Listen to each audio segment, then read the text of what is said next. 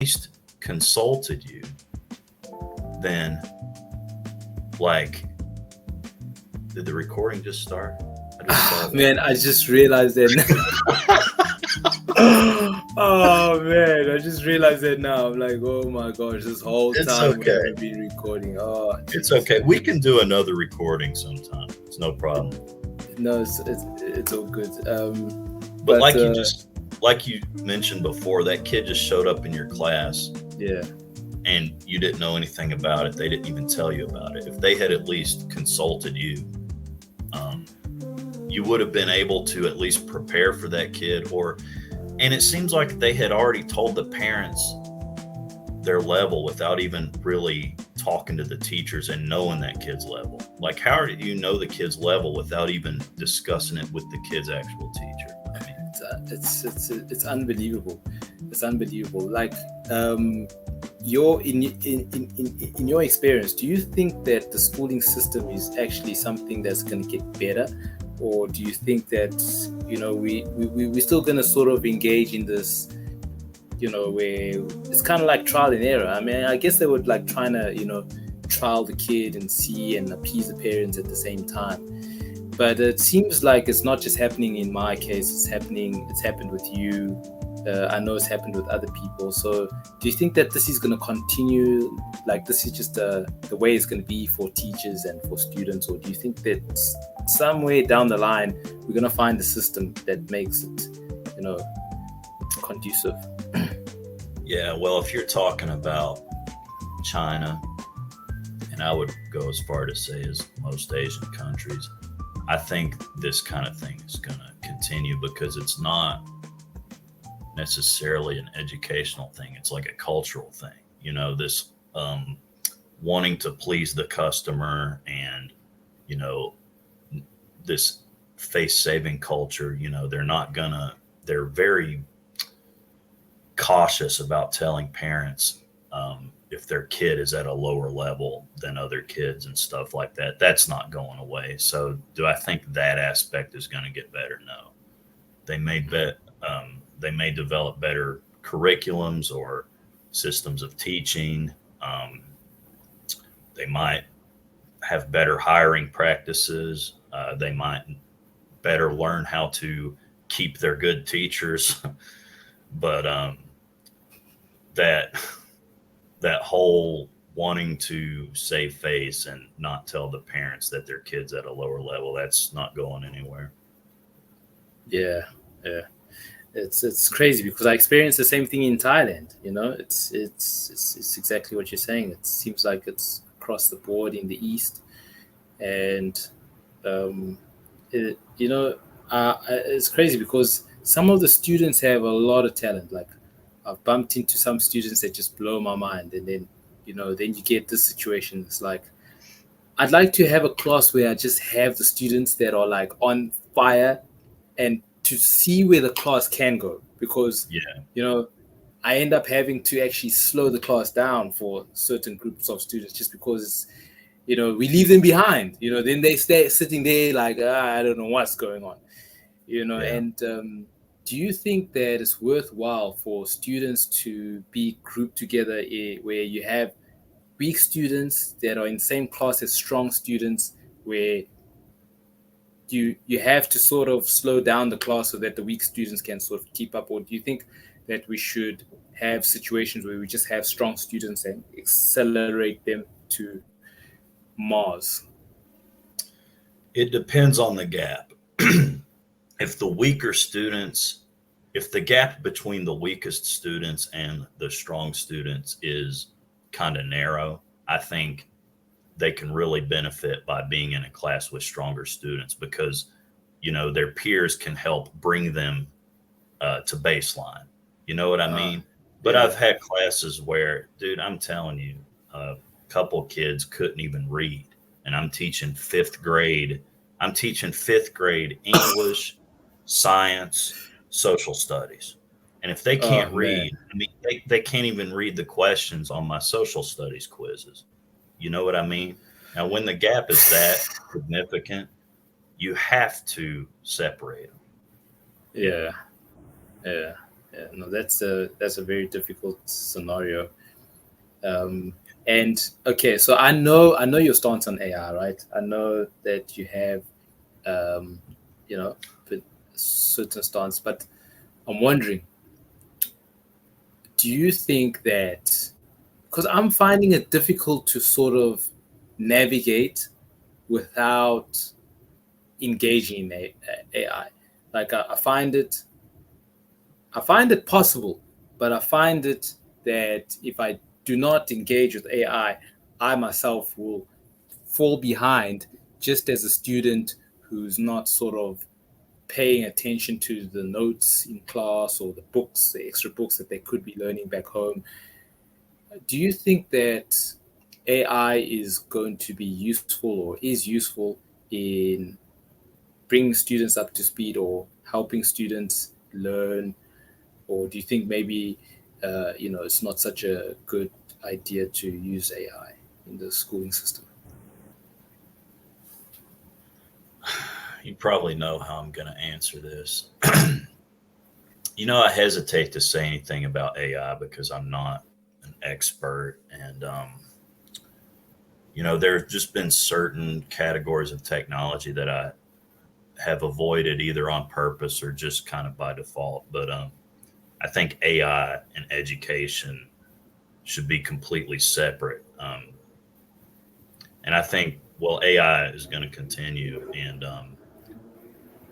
it seems like education is, at least as we know it, is on its way out. Now, at some point, education will have to merge with AI in some way. So there's an argument to be made that, well, if it's inevitable and it's coming anyway, maybe getting adapted to AI is a good thing. But I mean, I think it has literally caused the de-evolution of mankind, and our brains are thinking slower and have less storage. Information is traveling faster, and we have more access to information, and we have quicker access to information. But like before you could Google something, when I was Hmm. a kid, you had to go to a library or something, find a book related to the answer you want to find, check out that book, turn the pages, find the answer. When you do something like that and you learn in that way, you never forget it. You can't, because you have that experience, all those sensations and the smells attached to that learning process. Now, you want to know something, you pull out your phone, you Google it, you read it, it's like, oh, that's the answer. And then you forget it next week. You don't have any substance behind that learning process. And AI is just going to make that worse, especially when, you know, you give them an essay to write at home and they just type the requirements in Chat GPT and voila, you know. So I think it's really going to hinder things like writing and stuff. But I think things like math um, and maybe even language learning are still preserved. So I'm trying to be optimistic, but overall, I think the drawbacks outweigh the benefits. That's just my personal opinion. People can feel free to disagree. Yeah, yeah. You when you spoke about the writing, it makes me also then wonder that if you have people in society that are in a situation where they actually don't need to learn how to write anymore, then what does that do to the value of those who can write and who continue writing? Like, having a neat handwriting is a skill. And so if you don't even have the practice of the neat handwriting, then, does that make the value of those who do have neat handwriting or do have the ability to write with their hand, does it increase their value? That's a good point. I had actually never thought about that. And that would also create some incentive to continue to And learn how to write. That's a good point. I think we're cutting out a little bit. There you are. Okay. can you hear me? Okay. Yep. Okay, cool. Yeah. You hear me? Okay. Yeah, I think that's better. Yeah. So one more thing, parting shot. You know, I'm still always concerned about students learning about cash flow, the value of assets over liabilities, and the ability to read a balance sheet, to understand income versus expenses, assets versus liabilities, a team versus an individual game. And I'm wondering, do you think that, we're living in a world where inflation is so high? I see many videos on YouTube about Americans saying that they feel like all they do is work, because they get their salary. Sometimes they work two jobs and then they still can't even pay for their rent or something like Yeah, that. And it's not just Americans, it's people from various places in the world. And, let's be honest, kids are going to school so that they can learn how to one day get a good job. I know that it's maybe not so simplified, but at the end of the day, that's why you get scholastic skills so that you can one day apply to a university and get professional skills and then, that's it. go to a job career. But with the rise of AI, taking over, you know, various jobs, do you think it's still a viable experience for kids to go to school to learn scholastic skills so that they can one day get professional skills and then work at a good company? Oh gosh, that's deep. Um, I'd actually like to hear your opinion on that. See, here's the thing. Some people may disagree, and some people have circumvented the rat race, but I think a certain amount of time in the rat race could be inevitable. I mean, unless you inherit money and then you invest it properly and you create passive income right out of the gate. But most people aren't born into wealth. So usually you have to go to school and get a job and save money that you can invest and put into assets to create your own wealth. Um, so I still think, as much as I hate to say it, scholastic skills are still relevant. But does going to school and doing well and gaining scholastic skills, is that actually education? Is that actually making you wiser, smarter, or more efficient? No. You're becoming a more efficient slave, perhaps. but it's like it's preordained hazing by society and governments. I mean, this is what we do, and few people ever leave the rat race. Um, but as with AI and as it develops and as it influences education, like I said, education as we know it might be on its way out. So it could be that it's kind of like in the future, it's just up to you to find out what you want to do and educate yourself accordingly, and then prove yourself in the job market if there is one. So I think it's still relevant, scholastic skills, but it'll probably become less and less relevant. Because think of Yeah, all the crap we learned that has nothing to do with the job that we got. that's so true. 2 months on the job training was 10 times more valuable than 18 years of school. You see, that's why I feel like school must be a prison. It must be a prison. It has to be, because Yeah, why would you pay for an education or a system that teaches you what you will never use in the workplace, which is not even required in the workplace most of the time, yeah. so that you can one day go to an institution that will teach you even more things that is not used in the in the Because field. they need us to be slaves and to keep the gears of society turning. If everybody figures it out, they're in trouble. That's true. That is so true. And They need our slave labor. sometimes I get afraid because, like my students, I've been actually teaching them about cash flow and about income generating assets and, just everything that Robert Kiyosaki has been speaking about in Rich Dad Poor Dad. And some of them get their mind blown. Like I can see that they have no idea that this world even exists. And, they actually want to start going. They want to get going. And I feel like the revolution, the one that won't be televised, is the prison break out of school. Yeah. Yeah.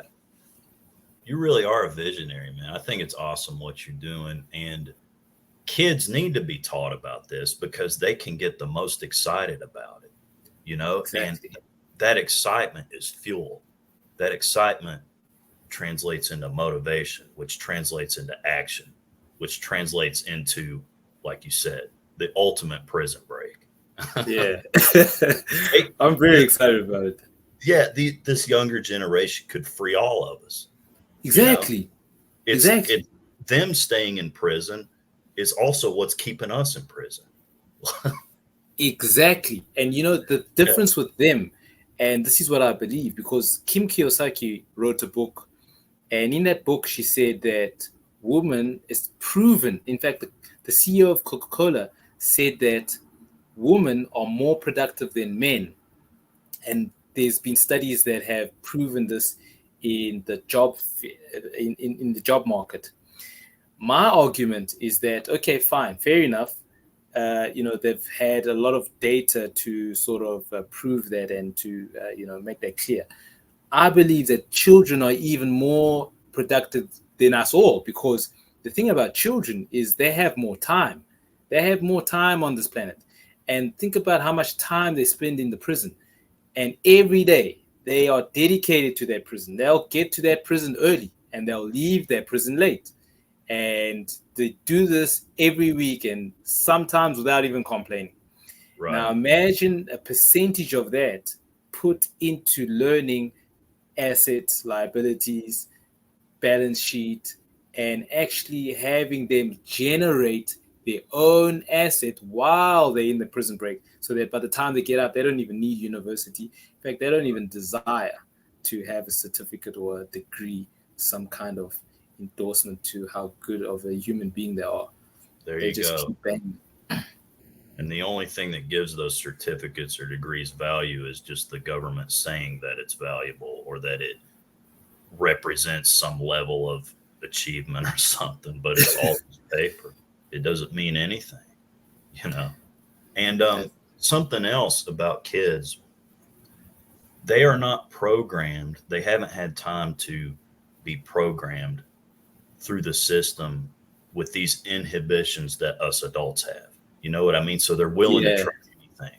They're more creative in many ways, and they're not afraid to take risks. And it's a game. Money is a game. Yes. Charles Manson, as crazy as he was, he had it figured out. Yeah. You listen to him. Money is just a game. It is. You should watch that interview with him. He said, I had everything and lost it 2 or 3 times. He said, money's just a game.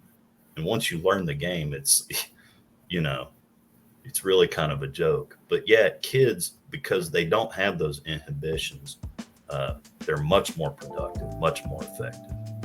Yeah, that is so true. Hey, Logan, man, thank you so much. Look, I don't want to take any of more of your time. I know you're gonna spend it with your family, and perhaps you need to, eventually, start doing some prep. Thank you so much for coming on the show, and it's good to see you again, man. I hope everything goes well. I hope Donald Trump wins, and I hope we'll make America great again. Yeah, time will tell. Yeah, man, it's been a pleasure. Thanks for having me. And, we can do another podcast and cover some of the things that we talked about before the recording started. Yes. Oh, man, I can't believe we missed that there. But thank you. It's all Thank right. you for your patience, man. I appreciate it. Yeah, no problem. Just anytime, man. Okay, cool. Have a good one, Logan. All right, take care, bud. Cheers, brother. So, ladies and gentlemen, that was my very good friend Logan. And, he's such a G. If you play chess with this guy, you're going to feel flames. This is a real chess player, a dedicated chess player, and, a man who's actually deep into learning and knowledge. So I really appreciate having him on the show. And we actually had a lot of the beginning of the recording cut out, unfortunately. But we will have him again so that we can drop more fire, more flames, more magma. Guys, come on. You got to share this with your friends. You got to share this with your family. You got to share this with your enemies. 2024, this is how we do.